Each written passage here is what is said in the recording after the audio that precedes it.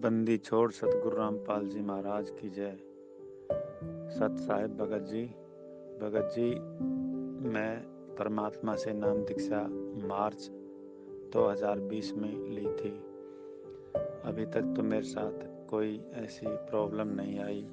अब क्या है कि भगत जी 25 तारीख को जो 25 तारीख है नवंबर में, अभी परसों की, तो उसमें मुझे एक लड़की की शादी में जाना पड़ रहा है रिश्तेदारी में। तो वहाँ पर क्या है कि कन्यादान भी देना पड़ेगा और एक साड़ी भी देनी है।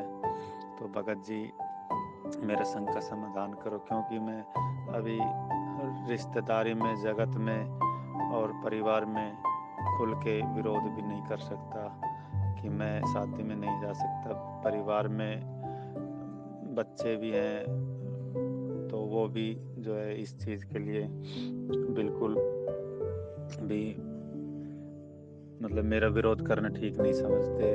तो घर में मैं खुल के विरोध नहीं कर सका और मेरा जाना ज़रूरी हो रहा है। तो लड़की की शादी में मैं जा रहा हूँ रिश्तेदारी में, वहाँ पे मुझे कन्यादान देना पड़ेगा और एक साड़ी देनी पड़ेगी। तो कृपया समाधान करें भगत जी, क्या ये मेरे लिए उचित होगा? वहाँ पे मैं साड़ी और कपड़ा देख के और जो है भोजन करके आ जाऊँगा, तो मेरा जो है ऋण तो कोई नहीं चढ़ेगा उनका। सत साहिब जी। बंदी छोड़ सतगुरु रामपाल जी महाराज जी की जय हो।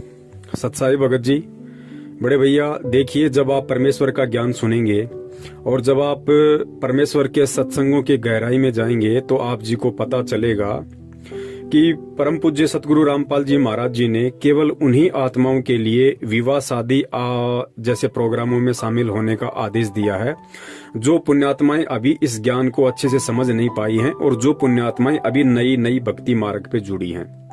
उन्हीं आत्माओं को परमात्मा ने कभी कभार सत्संग में कहा है कि भाई रिश्तेदारी हमारी 7 पीढ़ी का नाता है, हम विवाह शादी वगैरह में जा सकते हैं, लेकिन ध्यान रहे हम अपनी मर्यादाओं में रहें, बाकी किसी प्रकार का कोई दोष नहीं है।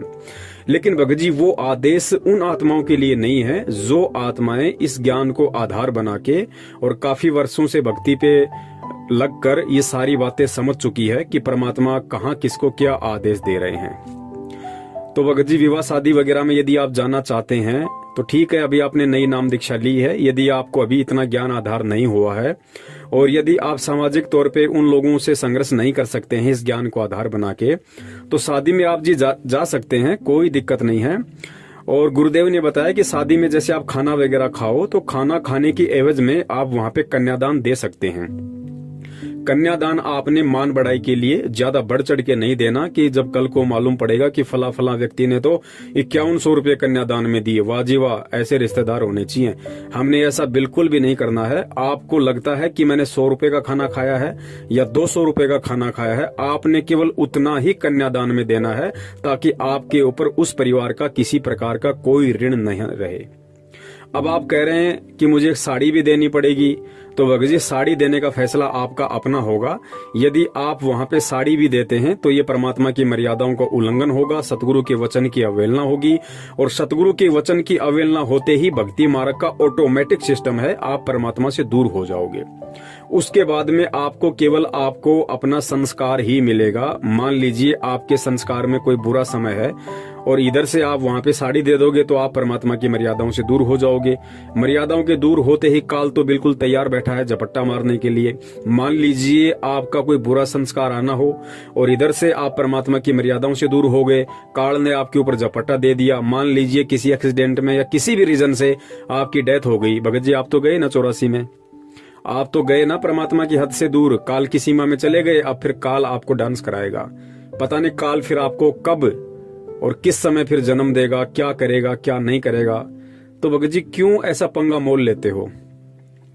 अरे हम सतलोक क्या खाक जाएंगे जब हम इन छोटी छोटी बातों से हम घर वालों का, परिवार वालों का, आड़ोसी पाड़ोसियों का, समाज वालों का संघर्ष तक करने के लिए तैयार नहीं है, तो सतलोक क्या हम खाक जाएंगे? सतलोक के लिए तो परमात्मा कहते हैं तुम्हें इतना दृढ़ बनना पड़ेगा कि जब तुम काल के सामने जाके खड़े हो जाओगे तो काल भी तुम्हारे को देख के गर्दन नीची कर लेगा। यानी परमात्मा भगत को काल से भी ज्यादा पावरफुल बनाएंगे इस भक्ति की शक्ति से। और आज हम रिश्तेदारों के यहाँ पे हम उनका सामना नहीं कर सकते कि साड़ी नहीं दूंगा तो रिश्तेदार क्या कहेगा, दो लोग क्या कहेंगे कि साड़ी देने के लायक भी नहीं रहा तू, क्या तेरे घर में इतना टोटा आ गया। भगत जी परमात्मा ने स्पष्ट बोल रखा है कि लोक लाज मर्याद जगत की तृण जू तोड़ बगावे, जब कोई राम भगत गति पावे। हमने ये लोक लाज, ये मर्यादा, ये परंपराएं, ये तिगड़मबाजी भगत जी अब इनको छोड़ना पड़ेगा। अब हम बच्चे नहीं हैं और ये कोई 650 साल पहले वाला टाइम नहीं है। आज परमात्मा ने खुल के अपना मूल ज्ञान दे दिया, बरसात कर दी अपने ज्ञान की। अब भी यदि कोई इस ज्ञान को आधार बना के संघर्ष नहीं करता है, डट के भक्ति नहीं करता है, तो भगत जी फिर वो आत्मा सतलोक जाने के लायक नहीं है, अधिकारी नहीं है। फिर क्या हम सतलोक जाएंगे? काल के सामने क्या खाक हम वहां पे सीना तान के खड़े होंगे जब हम यहाँ से जाएंगे, जब अब हम रिश्तेदारों का सामना तक नहीं कर सकते, हम उनको समझाने में समर्थ नहीं है, हम उनको नहीं समझा सकते। बताओ कि भाई मैंने सतगुरु रामपाल जी महाराज जी को अपना गुरु बना रखा है और उस भक्ति मार्ग में इस तरह के हमारे कुछ नियम हैं और ये लेने देने से हमारा आपस में ऋण संबंध बढ़ता है। ऋण संबंध के कारण ही आज हम रिश्तेदार बने हुए हैं। कल को मरने के बाद कोई गधा बनेगा, कोई घोड़ा बनेगा, तो भाई मैं ऐसे पंगे में पाऊं क्यों दूं? तो भगत जी ये संघर्ष करो। कब करोगे? आज उसके साड़ी दे रहे हो, कल को दूसरे की शादी आ गई, परसों तीसरे की आएगी। ये तो चक्कर यहाँ पे चलता रहेगा। ये काल की चक्की भगत जी हमेशा चलती रहेगी। कब तक आप लोग पिसते रहोगे? तो संघर्ष करना पड़ेगा, चाहे आज कर लो चाहे कल कर लो। आप साड़ी क्या, चाहे भगत जी वहां पे गाड़ी दो। आप परमात्मा आपको मना थोड़ी कर रहे हैं कि आप साड़ी मत दो। आप चाहे वहां पे हेलीकॉप्टर दो, लेकिन कल को जब आपका बुरा संस्कार आएगा और परमात्मा की मर्यादाओं से आप दूर हो जाओगे, फिर आपके ऊपर जो बीतेगी, फिर भगत जी परमात्मा को मत कहना, फिर मालिक से अरदास मत करना फिर, क्योंकि परमात्मा ने तो पहले ही आपको चेता दिया। आपके माध्यम से दास का मतलब है परमात्मा ने पूरी संगत को चेता रखा है कि आपने किस तरीके से करना है, किस तरीके से नहीं करना है। इस भक्ति मार्ग में आने के बाद, उसके बाद भी यदि कोई अपनी चलाता है, अपनी मनमानी करता है इस भक्ति मार्ग में, भगत जी फिर परमात्मा दोषी नहीं है। फिर उसमें फिर जैसा उसका संस्कार है फिर जीव को मिलेगा। दुख है तो फिर दुख ही भोगने पड़ेंगे। इस चीज को पहले नोट कर लेना भगत जी। तो और ये सारी बातें भगत जी नाम दीक्षा लेने से पहले आप लोगों को मालूम करनी चाहिए थी। जल्दबाजी में नाम दीक्षा लेने से कोई फायदा नहीं होता है। आप लोगों को पहले कम से कम साल भर तक सत्संग सुनने चाहिए थे। सत्संग जब आप सुनते तो आपको इस तरह की बातों का मालूम पड़ता, फिर आप डिसीजन लेते कि भैया मैं नियम निभा पाऊंगा या नहीं निभा पाऊंगा, तो फिर उसके बाद आप नाम दीक्षा लेते। तो ये सारी बातें भगत जी नाम दीक्षा से पहले की होती हैं। अब आप पूछ रहे हो ये सारी चीजें बाद में कि मुझे साड़ी भी देनी पड़ेगी। भैया चाहे साड़ी दो चाहे गाड़ी दो, परमात्मा मना नहीं करेगा, ना आपका हाथ पकड़ेगा उस समय। लेकिन जब परमात्मा के शरण से दूर होने के कारण और जब आपका ऐसा कोई संस्कार आ गया और जब दुर्गतियां शुरू होंगी भगत जी, उस समय परमात्मा को मत कहना, उस समय फिर आपको अपना संस्कार ही मिलेगा। तो ये सारी बातें आप लोगों को पहले सोचनी पड़ेंगी। अब परमात्मा हर एक व्यक्ति को थोड़े भगत जी समझाएगा, सारी चीजें बताएगा। अब इस ज्ञान को समझ के खुद ने संघर्ष करना पड़ेगा, खुद ने आगे बढ़ना पड़ेगा। और जो इतना सा संघर्ष नहीं कर पा रहा भगत जी, सतलोक क्या खाक जाएंगे फिर हम बड़े भाई। ये विचार करने की बात है। परमात्मा तो यहाँ से सब कुछ छुड़वाने की तैयारी कर रहे हैं और हम ये थोड़ी सी लोकलाज को नहीं छोड़ पा रहे कि रिश्तेदार क्या कहेंगे, वहां पे जो और लोग आएंगे वो क्या कहेंगे। भगत जी सोचो, विचार करो। समय नहीं है परमात्मा के पास में भगत जी। ये मिनटों में समय जा रहा है, हमारा निकल रहा है भगत जी, हमें मालूम भी नहीं पड़ रहा। हम सोच रहे हैं हम गुरुजी की शरण में और गलतियां कर करके हम बैठे हुए हैं, मर्यादा तोड़ के बैठे हुए हैं और सोच रहे हैं हम गुरुजी की शरण में, और कल को काल झपट्टा मार ले जाएगा। आपको देख के या किसी ऐसे व्यक्ति को देख के उसके आड़ोसी पाड़ोसी और गुरुजी से नफरत करेंगे कि ये तो रामपाल जी का चेला था, फिर इसके साथ ऐसा क्यों हो गया। अब उनको थोड़े पता है कि रामपाल जी का चेला था या फिर ये काल का चेला था, ये कब का मर्यादा तोड़ के बैठा हुआ, उसमें रामपाल जी क्या करेंगे भाई। तो भगत जी सोचो, समझो, विचार करो, हिम्मत करनी पड़ेगी, चाहे आज कर लो चाहे कल कर लो।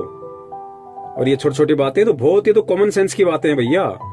ये बातें तो आपको समझ में आ जानी चाहिए कि भाई ऋण संबंध के कारण ही तो हम यहाँ पे फंसे पड़े हैं। कितनी बार बताया गुरुदेव ने कि भैया एक लेवा एक देवा दूतम, कोई किसी का पिता निपुतम। ऋण संबंध जुड़ा सब नाता, अंत समय सब बारह बाटा। ठीक है, आप शादी में जाओगे, आपने खाना खाया, खाने की एवज में आपने वहां पे कन्यादान में पैसे दे दिए, आपका हिसाब किताब पूरा, लेकिन साड़ी और दे रहे हो आप, तो साड़ी वाला तो उसके ऊपर ऋण चढ़ गया।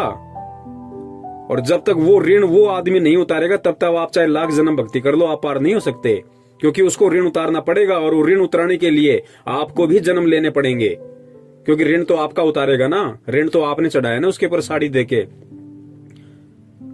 तो भगत जी कैसे बात बनेगी ऐसे भैया? ये छोटी छोटी बातें नहीं है। अब इन बातों पे हमने विचार करना पड़ेगा। समय निकलता जा रहा भगत जी, सोचो, विचार करो। सत साहिब, जय हो बंदी छोड़ की।